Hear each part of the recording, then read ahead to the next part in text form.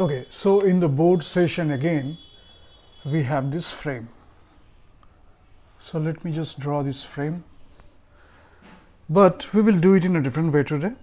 Not different way, but taking from the previous two episodes, rather than talking about cinematography, we will talk about acting, and how important is the frame.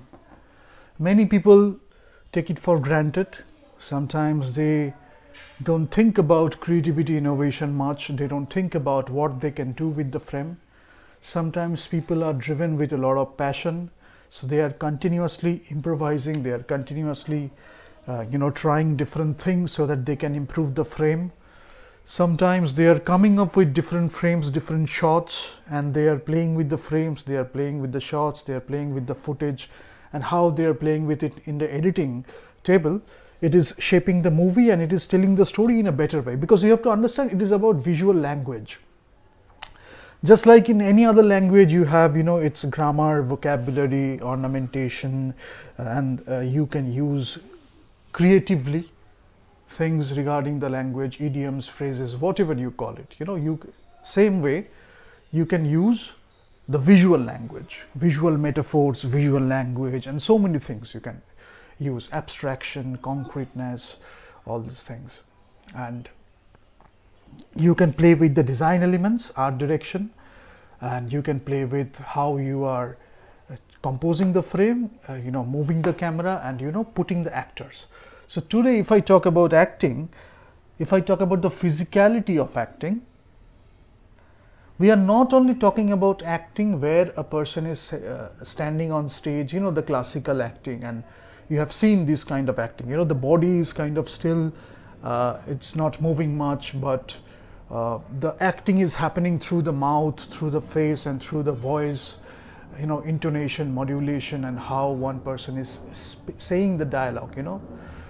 So all these things we have seen, but also we have seen the dialogue which is involving the physicality, which is involving the body, a lot of gestures, mannerism, and you are understanding it more, so that you are involving the body into the acting. So if I talk about composing that, I have mentioned it before, but not only the face. So if you want to capture the gestures and the way one person walks, the personality, everything is conveyed with verbal expression, verbal communication, non-verbal communication, the way the person is standing, the posture, it is saying a lot. So you can direct the actor, you just have this little bend, and so all these things, so it is conveying something regarding the personality. And when the same thing you are doing in a different way, when one person is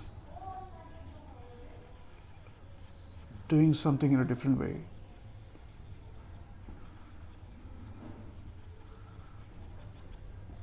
it is like there is a sense of movement there, or something else is happening, a kind of reaction. So all these things, so that's why the physicality of movement, the gesture, mannerisms, the way you walk, the way you talk, it is conveying a lot of things. And also I will mention one thing, that is the primary character and the secondary character with regard to the composition, with regard to the frame.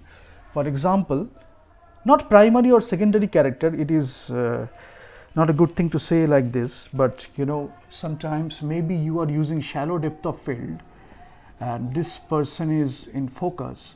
Now you are going for designing depth, so something is happening in the background and you are giving equal importance to the story and to these people, so something is happening and this person is standing here, so you are giving equal importance to the story, so that the face, the gesture, the body, and here also you have the facial expression, the how the facial expression, movement, gestures, and all these things are happening, conveying something regarding the acting and how this person is approaching, if this person is coming towards this or standing there. So many things are happening. This person is standing here, this is the path, so they are traversing here. This person can go through this position and this person can leave through this position, so the exit, exit, how it is going to exit. So you are planning all these things, how it is happening. So starting from here and then ending here. But this composition, so physicality, how the person is walking, all these things are there. But when the person is not the main character, maybe this person who was talking, that person is the main character. While that person is speaking, that person is saying the main dialogue, you know, what is required for this particular scene. And this person is an observer. Sometimes that person is reacting, sometimes that person is saying something, but or maybe this person is saying something and then this person is saying something in in reaction, and then the person is moving, turning around. So we are seeing the hair now, not the face, the hair. So they are having a face-to-face interaction. So all these things we have seen in movies, and how you are conveying acting. Then that person is coming and you are focusing on this character. So staging and blocking, one person is moving, another person is moving, one person is static, another person is static, and how they are conveying something. And not only just acting through voices and speech, but also voices incorporating or involving the entire body, and gestures, physicality of acting, and all those things. So if I talk about art direction, again you have the frame, you are designing shots, you are designing the interaction, you are designing the staging and blocking movement. Even if some person is in the background or not saying something, that person is equally important with regard to the narrative, with regard to the story. So that person is also having some gestures, maybe slightly, movement of something, and that is conveying something. Now, if you are using shallow depth of field, then what happens is, if you are using shallow depth of field, then you are free to use some creative experiments. So what happens is, if this person is here and you are using shallow depth of field, this person, how much clarity you want to give to this person. So this person can be blurred, this person can be used with a shallow depth of field. So you can use it creatively, to tell a story. And if you are designing depth, then what you can do is how much you are conveying. Suppose you are conveying this like this, they are closer. So this interaction is having some other dynamic with regard to the conversation. So there is a distance. Now that person can traverse this distance and come here. So you are marking the positions accordingly on the ground, and from this position they are coming here, and then the interaction is happening, and how they are moving closer to each other, and the intensity of the dialogue, the intensity of the conversations, and the designing of the shots. All these things are coming together to tell the story. So that's why we are putting a lot of importance. And if you are going for a deep depth of field, what you are going for is, you are using the lensing, you are using the composition, and accordingly what you are doing, you are putting this person is in focus, you are using the aperture accordingly, you are using the deep depth of field, you are designing depth. Maybe there you have a background, something is happening there, so you want to focus that too. So whether you should keep it or not, that is a composition decision you are taking, because you want to focus more on this conversation, so you are keeping this in frame. You want to put this thing in the frame so that it is giving you more depth, a sense of distance, a sense of depth, and something is there in the background. It can be a door, it can be whatever it is, a wall. That wall can have a particular significance. So whatever you are putting in the frame, that is having some significance regarding the story. You can choose to do it, you can choose not to do it, but if it is there, it is conveying something. It has to convey something, right? So that is there.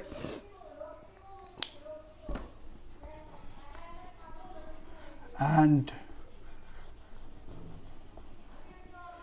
if you are using one person, we have already talked about the composition technique. Suppose there is something, and there is a road, one person is going through a road. So the compositional techniques, that person is traversing that road, and we have the composition accordingly.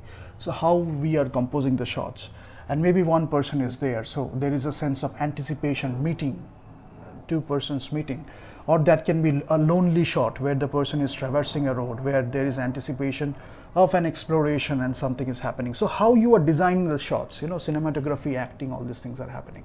So if there is an anticipation, if somebody is there, the acting will be accordingly. If somebody is not there, the acting will be accordingly. It can be natural acting, it can be stylistic acting, it can be using a lot of things, gestures, emotions, your body movements, and your how you are walking, and all these things are conveying something regarding the character, the personality, the scene, and what effect it has in the story. So all these things are there, right?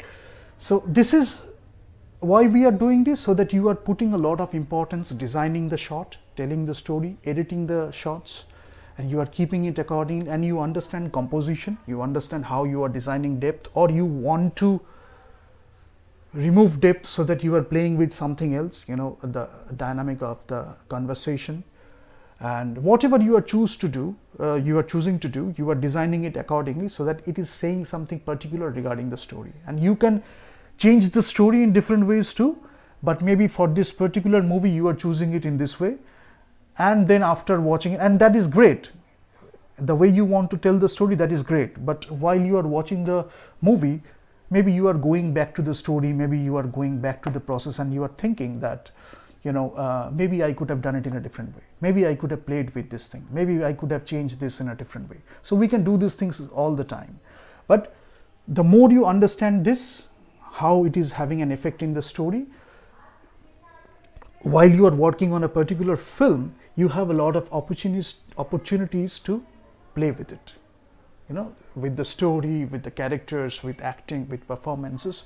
So you can play with it a lot.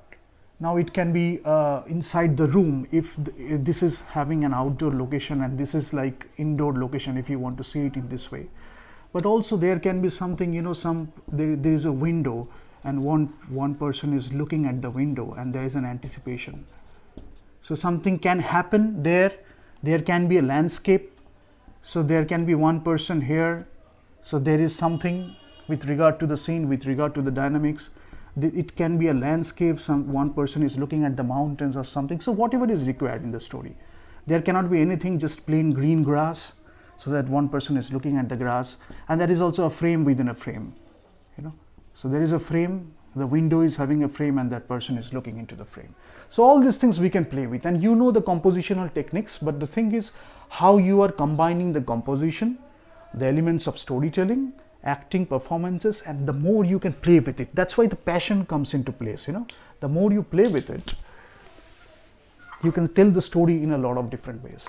And also when you are the director, you have your signature style, so you are playing with that, and that your inspiration, your way of using creativity and techniques, technology, and the way you want to tell the story, the way you want to direct the actors. So all these things are coming together to tell the story in your way.